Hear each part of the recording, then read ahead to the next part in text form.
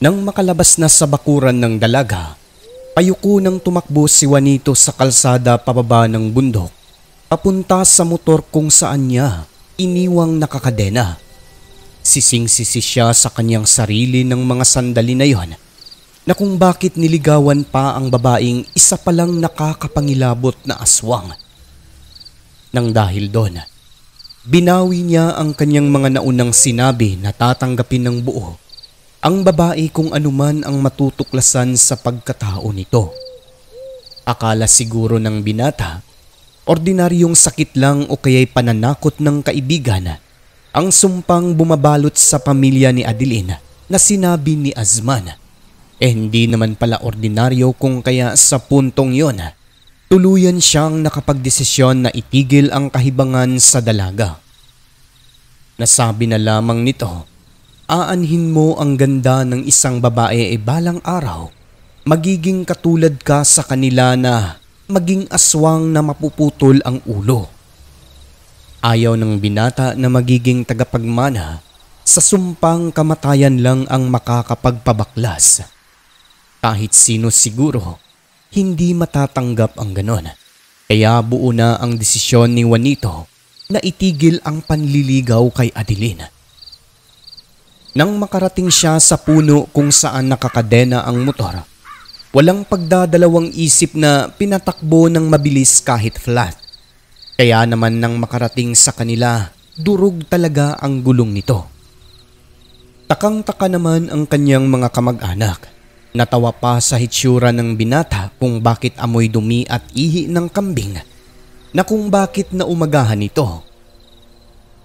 Sa una ay hindi masabi ni Juanito kung ano ang nangyari sa kanya kasi nga, sikreto lang yung kanyang pagpunta sa bahay ng dalaga.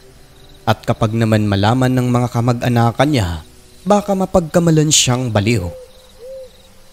Pero nung pabirong magbanggit ang tiyahin ni Juanito ng mga katagang parang hinabol ng aswang, dito napilitan siyang magsalita. Ano ba kasing nangyari sa yung binata ka? Namumutla ka pa mukha kang hinabol ng aswang sa lagay mong yan ah. Oo tita, parang gano'n na rin po.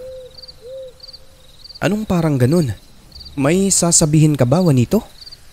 Di ko alam kung maniniwala kayo sa sasabihin ko, tiya. Pero kasi, totoo pong nakakita ako ng aswang ng malapitan. Kaya nga po ganito ang itsura ko eh. Saan? Doon po, sa may bundok.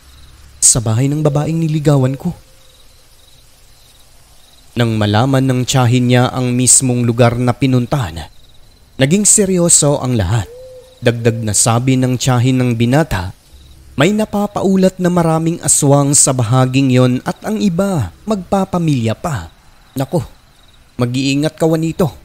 May mga dalaga na akala mo normal na tao pero mga aswang yan. Maagang minana ang pagkaaswang sa magulang. Naging kayo ba ng babaeng yun? Hindi pa naman po tita. Pero nangako kasi siyang sasagutin niya ako sa susunod na bisita ko. Alam ba nilang natuklasan mo ang kanilang pagkatao? Parang hindi naman po siguro kasi nagkubli ako dun sa may mga kambing. Pero nung tumatakbo ako, tingin ko parang may nakamasid sa akin. Tsaka yung amoy, parang nasa malapit pa rin. Kung nalaman nila, hinabol na siguro ako. Mukhang natiktikan ka nga. Delikado ka pa rin Juanito. Kung ako sa'yo, huwag ka nang bumalik doon. Huwag nang magpakita sa babae at sa lugar na yon. Opo, hindi na po ako babalik doon. Hindi na talaga bumalik sa lugar ng babae ang binata. Nagkaroon din talaga ng trauma kasi nga hindi niya akalaing makakakita ng aswang ng malapitan. At ulo lang, di ba? Kaya dahil sa kanyang karanasan na yon, kung minsan natutulala siyang mag-isa habang nakatingin sa malayo. Ganun pa man, kinaya niya ang lahat. Makalipas ang ilang araw, ipinaalam niya kay Azman na tinigil na ang ginagawang panliligaw sa babaeng kamag-anak nito. Ang nasagot na lamang ng kaibigan, Buti at nakinig si Juanito sapagkat hindi pa naman huli ang lahat. Subalit hindi niya sinabi yung kanyang natuklasan sa pamilya ng babae. Makalipas ang ilang araw, nagtaka naman si Asman kung bakit babae na ang naghanap sa lalaki. Nagpunta talaga ito sa kanilang pinagtatrabahuan at hinahanap si Juanito. Hindi naman humarap ang binata at ang ginawa nito. Nagtago at hindi talaga nagpakita. Bakit hindi mo na lang kausapin, tol? Hindi. Sabihin niyo na lang, wala ako. Ba't parang takot na takot ka, Juanito? Nanginginig ka, oh. May nagawa ka bang kasalanan? Wala naman. Basta sabihin niyo na lang na wala ako. Sinabi naman ng mga kasamahan ni Juanito kung kaya umalis din ang babae. Akala ko ba hindi pa kayo? Ba't hinahanap ka? Hindi pa naman kami, Asman. Pero kasi sa tingin ko umasa yung babae na babalik ako sa kanila eh. Nagbitiw kasi siya ng salita na sasagutin niya raw ako pagkabalik ko. Sabihin mo nga sa akin, may natuklasan ka ba? Wala naman, tol. Kasi di ba sabi mo tigilan ko na? Tinigilan ko. Mali ba yung ginawa ko? Hindi naman, Juanito. Tama lang ang ginawa mo. Umiwas ka. Napansin ko lang parang may mali eh. Hindi naman kasi ganun ang ugali ng kamag-anak ko na yon. Huwag ka na lang magpakita. Tugon ng kaibigan. Ngunit pabalik-balik nun ang babae sa pinagtatrabahuan ni Juanito at kung minsan kasama pa ang lola nito.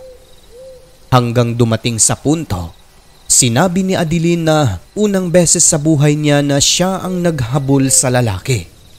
Huwag umano siyang iwasan dahil malalaman at malalaman niya ang kinaroroonan ni Juanito. Sa takot ng binata, tumigil siya sa kanyang trabaho at naghanap na lamang ng ibang mapapasukan ngunit hindi kaagad siya noon nakahanap. Isang gabi, hindi siya makatulog noon kung kaya lumabas si Juanito at nagpahangin habang naninigarilyo sa kubo di kalayuan sa kanilang bahay. Maya-maya noon, nakarinig siya ng kakaibang huni sa itaas na lumilipad at pamilyar sa kanya kung kaya nakaramdam siya ng takot. Di nagtagal, nagpakita sa bandang unahan ilang dipa ang layo, ang lumulutang na aswang na ulo lang na may nakalawit pang mga bitukang gumagalaw tulad ng buhok nito. Sa tindi ng hilakbot ng binata, napakaripas ito ng takbo papasok sa loob ng bahay at napasigaw ng mga katagang aswang. Sa ingay lalo pat binanggana niya ang pintuan ng bahay. Nagising ang mga natutulog sa loob. Anong nangyari sa iyo, Juanito? May aswang, tiya. May aswang dun sa labas. Nang buksan ng tiyuhin at tiyahin ang bintana, wala na yung sinasabi ng binata. Nangangatal na wika nito. Si Adeline ang pinanggal na yon, ang babaeng kanyang nililigawan dahil kaparehong-kapareho sa nakita niya sa mismong bahay nito. Ibig sabihin, nasundan at nalaman kung saan nakatira si Juanito. Hindi lang isang beses nangyari yon, kundi binabalik-balikan talaga siya ng aswang halos kada gabi. Nagpaparamdam, paikot-ikot sa kanilang bakuran. May isang insidente pa noon. Sumilip talaga ito sa bintana kung saan natutulog si Juanito. Hindi takot sa mga pangontra ang aswang na ito sapagkat kahit naglagay na ang tiyahin ni Juanito ng mga pantaboy sa palibot ng bahay, sa mga bintana at bubong, pabalik-balik pa rin talaga ang pinanggal na yon kung kaya halos hindi na makatulog noon ang binata at lumalala ang kanyang nararamdamang trauma. Nakakatulog naman ngunit saglit lang tapos nagigising agad sa kadahilanang nananaginip ng kung ano-anong nakakatakot. Meron pang mga pagkakataon na aalimpungatan ito at sumisigaw ng mga katagang nandyan na sa labas ang aswang. Dumating talaga sa punto, animoy nababaliw na ang binata dahil ayaw na nitong lumabas ng bahay. Walang manggagamot sa lugar nila nung time na yon, At kung meron man hindi mapagkakatiwalaan dahil karamihan, mga aswang din umano ang mga ito. Natatakot ang pamilya na baka mas lalong mapahamak lang ang binata kasi nga dayo lang siya roon. Kung kaya sa puntong yon ang ginawa nila, inimpake ang mga gamit nito at kaagad na inuwi sa Pilipinas, partikular sa lugar nito sa isang isla malapit sa Zamboanga upang madala kaagad at mapatignan sa isang babaylan. Pagkatawid ng dagat sakay ng bangka, nakaginhawa ng maayos ang binata. Sa isip-isip niya, hindi na masusundan ng mga aswang. Pagkakaalam kasi nila, ang mga nilalang na ito ay hindi makakatawid ng dagat. At dagdag nila, mapoprotektahan ang binata laban sa mga masasamang nilalang. Kasi nga may mga magagaling na manggagamot sa lugar nila. At kung sakaling masundan man siya ng aswang, hindi pwedeng magpakita sa lugar nila dahil madudurog talaga sa bala. Nung unang panahon, halos lahat ng mga tao sa lugar, lalo na mga leader, merong baril pang depensa laban sa mga masasama tulad ng rebelde at mga taong mang-aagaw ng lupa. Hindi lang yan dahil yung ibang kamag-anakan ni Juanito, di maitatangging mga rebelde rin talaga. Kaya kung baril lang ang pag-uusapan, napakarami sa kanila. Nang makarating na sila sa isla kung saan nagmumula si Juanito, kaagad itong pinatignan sa isang babaylan. Papasok pa lang sa bahay, nagbitiw na kaagad ng orasyon ang babaylan dahil nakaramdam ito ng negatibong presensya na kasama nila Juanito. Alam kaagad na sinundan at minarkahan pa ang binata ng nag-uumapoy sa galit na aswang.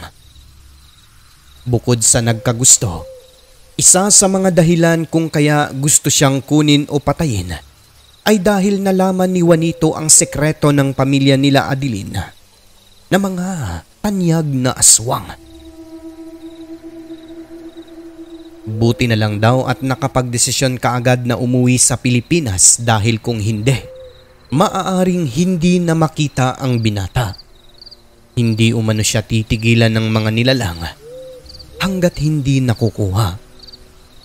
At dagdag na sabi ng babaylan, huwag magpakampante na hindi siya masusundan kahit nasa malayong lugar na dahil ang mga pinanggal ay nakakalipad din. Hindi rin totoo na hindi sila makakatawid ng dagat sapagkat kahit saang lugar na nanaisin nila, makakarating sila at napakalapit lang para sa mga nilalang na ito ang lugar kung saan nakatira sila Juanito. Dagdag na saad ng babaylan, huwag din kayong magpakampante kahit may mga baril kayo sa teritoryo ninyo. Hindi nyo basta-basta matatamaan ang mga nilalang na yan. Bubunot ka pa lang. Wala na sa iyong harapan. Mabilis pa sa kisap mata kung gumalaw ang mga aswang na yan. Matutulin pa kung lumipad. Pero huwag kayong mag-alala. Gagawa tayo ng proteksyon para kay Juanito. Matapos ang isinagawang ritual, gumaan ang pakiramdam ng binata. Agad-agad ay nakatulog si Juanito sa bahay ng babaylan ng mahigit 24 oras. Gigising lamang para uminom ng tubig. Pagkatapos ay matutulog ulit kaya naman. Pati nanay at kapatid niya doon na rin nagpalipas ng gabi kasama ang binata. Paliwanag pa ng babaylan, matagal nang hindi nakakatulog ng maayos itong si Juan. Matagal na siyang ginagambala ng espiritong mapaminsala na alaga ng pamilya ng mga aswang. Ito ang naging mata nila upang malaman kung saan ang kinaroroonan ng binata at tagasunod sa kung anumang iutos dito. Ganun na nga. So nung nakagising na si Juanito, labis ang pasasalamat nito dahil ibang-iba na ang kanyang pakiramdam kumpara dati. Hindi na siya natatakot at hindi na rin nananaginip ng mga nakakatakot. So pagka-uwi sa kanila, bukod sa mga pangontrang suot sa katawan, binigyan ang binata ng punyal ng kanyang lolo na gawa sa tanso. Bilin sa kanya. Dalhin mo lang lagi yan, apo. Dapat nasa katawan mo lang para hindi ka malapitan ng mga masasama. Takot ang mga aswang sa bagay na yan. Salamat dito, Lolo. Opo, dadalhin ko to lagi. Kahit sa pagtulog, nasa ilalim ng unan ng binata ang punyal. Makalipas ang ilang linggo, nakarecover na si Juanito. Maayos na ang lahat. Hindi na siya bumalik sa Malaysia sa pangambang baka magkita ulit sila ni Adeline. Mahirap sa lugar na yon dahil walang pangdepensa. Di tulad sa isla, kahit kubo lang ang tirahan ay merong mga sandata na pang-atraka. Kung hindi ka mamamatay sa itak, bubulagta ka sa bala. Nanatili na lamang noon si Juanito sa lugar kung saan siya ipinanganak kasama ang pamilya at tulong-tulong sa pagkokopra. Sapat na rin ang kinikita dahil meron ng kliyente noon na bumibili ng mga kopra sa lugar nila. Isa sa mga supplier, pamilya at mga kamag-anakan nila Juanito dahil medyo malawak-lawak din ang kanyugan na pag-aari ng mga ito. So makalipas ang ilang buwan, isang araw, sumama nun si Juanito sa truck papunta sa pantalan kung saan hinahatid ang mga kopra. Habang binabaybay ang daan, namataan niya ang dalawang matandang nakatayo sa gilid ng kalsada. Hindi niya makilala ang babae sapagkat nakahijab ito, nakatakip pa ang bibig. Pero ang lalaki kahawig sa lolo ni Adeline. Nang dahil doon, nabalik ang kanyang mga nakakatakot na alaala at mga pangyayari sa dating bansang pinagtatrabahuan. Bagaman hindi pa naman siya sigurado kung lolo at lola ba talaga ang mga ito ng babaeng dati niyang nililigawan.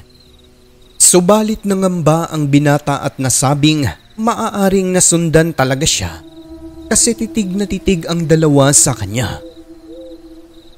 Ngunit sa isip-isip ng binata, wag lang magkakamali sa teritoryo nila dahil kung magkataon, magkaengkwentro sila ng mga aswang na ito, hindi niya talaga palalagpasin ang dalawa.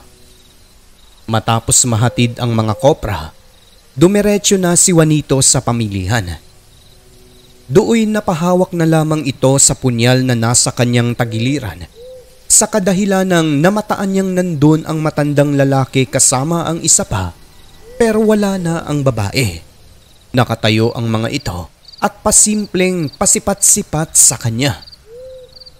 Lakas loob na nilapitan ng binata upang makilala kung tama ba ang kanyang hinala, subalit papalapit pa lang kaagad nang tumalikod ang matanda at humalo sa mga taong nag-uumpukan kung kaya nawala sa kanyang paningin.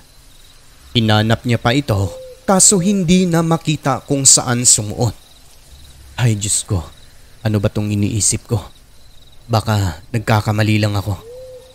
Inisip na lamang ng binata, mali ang kanyang hinala.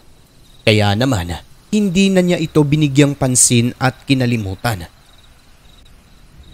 Hanggang sa isang hapon pa, nag-aagaw na ang liwanag at dilim nun.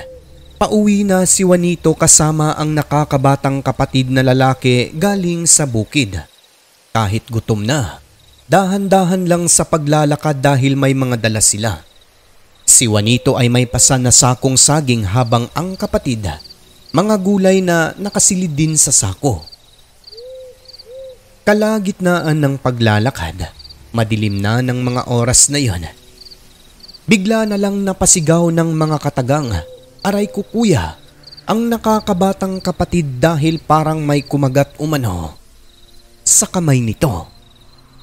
Dali-dali namang ibinaba sa lupa ng kuya ang pasan nitong sako para alamin kung ano ang nangyari sa kapatid. Laking gulat na lang ni Juanito dahil pagkalingon, dalawang aswang ang nasa itaas sa likurang bahagi paikot-ikot at umaakmang aatake sa kanyang kapatid. Alerto naman ang binata kung kaya walang kung ano-ano. Kaagad na binunot ang itak at punyal sabay wasiwa sa aswang. Kaso hindi man lang natamaan gawa ng Napakabilis umano kung kumilos. Kapag nilalapitan, pumapaitaas naman ang mga aswang. Hindi naman siya nakaramdam ng takot noon. Ang inaalala niya lang ay ang kapakanan ng kapatid kong kaya hinila ito sabay karipas ng takbo. Di na alintana ang matutulis na mga bato, makalayo lang at mailigtas sa kapahamakan ang kapatid nito. At habang tumatakbo, nakasunod naman sa kanila ang dalawang ulo na may mga bitukang nakalawit sa ilalim na akala mo may sariling buhay pagkat ito'y gumagalaw. At nung medyo malapit na sila sa kanila, doon na ang dalawa sumisigaw at humihingi ng saklolo. Pagkalabas ng mga tao, nawala rin kaagad yung dalawang ulo. Sa galit naman ng tatay ni Juanito kasi nga nasugatan talaga ang kamay ng isang anak. Ilang ulit itong nagpaputok ng baril at hinamon ang aswang na kung talagang matapang ito, magpakita at lumaban. Kaso kahit inubos na ang mga magazin, walang aswang na lumapit. Sabi naman ni Juanito, ang aswang na yon na umatake sa kapatid niya at ang dalawang matandang nakita sa kalsada sa palengke ay iisa, walang iba kundi pamilya ni Adeline. Grabe sila. Hanggang dito sinundan talaga ako. Wala naman akong ginawang masama kung tutuusin. Bakit ang tindi ng galit nila? Tama ang sinabi ng babaylan. Malapit lang ang islang ito mula sa lugar ng mga aswang. Matindi nga ang galit sa iyo, anak. Kaya mag-iingat kayo. Lahat tayo idadamay talaga. Dahil sa pangyayari, kinabukasan noon ay kaagad silang bumalik sa babaylan at lahat ay binigyan ng proteksyon o gamit pang taboy. Ang palibot naman ng bahay, sinabitan ng taga o kawil sa isda pati na yung mga puno sa ibabaw upang kapag may lalapit na aswang siguradong masasabi. Matapos noon, lumipas ang ilang linggo, umabot ng buwan. Awa ng Diyos ay hindi na nagparamdam ang mga aswang. Nalibre pa nga sila kung minsan ng ulam noon dahil may mga pagkakataong may nasasabit na kabog sa kawil sa ibabaw ng puno. Sa isip-isip naman ng pamilya nila Juanito, naka-move on na ang mga aswang. Mahirap din siguro sa part ng mga ito kasi nga taga-ibang lugar sila. Lagi ba namang tumatawid ng dagat para lang makaganti, di ba? Mga bagay na naiisip ng pamilya nila Juanito. Hindi na raw makalapit sa kanila ang mga aswang na yon.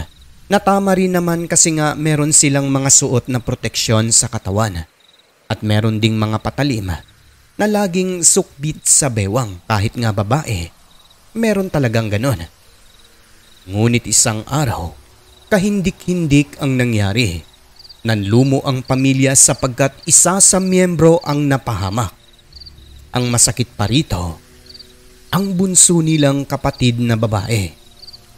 Hindi na malayan ng pamilya, naghahanap lang ng tiyempo ang mga aswang. Pero dahil napahaba na tayo, ipagpaumanhin nyo na puputulin muna natin ang kwento. Ang mundong ating ginagalawan, nababalot ng kahiwagaan na tanging ang Diyos lamang ang siyang may kasagutan. Ako po si Alex at ito ang Southern Mindanao Creepy Experience.